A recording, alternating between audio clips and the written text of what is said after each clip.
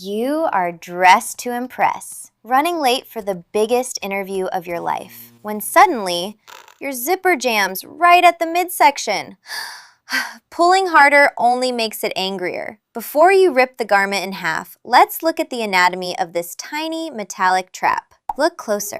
90% of the time, it's not a broken mechanism. It's a stealthy piece of inner fabric that got eaten alive by the slider.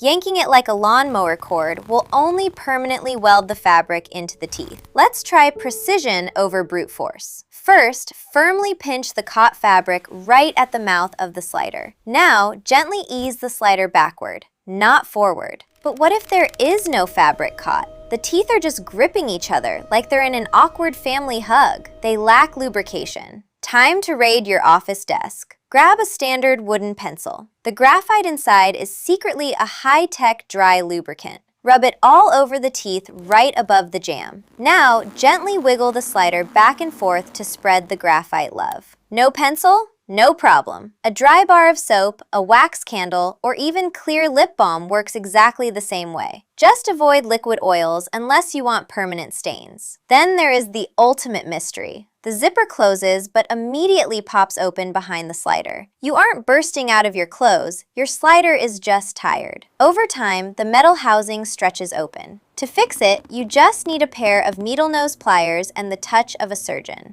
Squeeze too hard and you will crush the slider into a permanent metal pancake. Gentle pressure is the secret here. Let's test it out. Pull the tab up, perfectly aligned, perfectly locked, and zero damage to your favorite outfit. So remember, pinch the fabric to reverse it, use graphite to lubricate it, and clamp the sides if it pops open. You just saved your outfit and a trip to the tailor. Go crush that interview.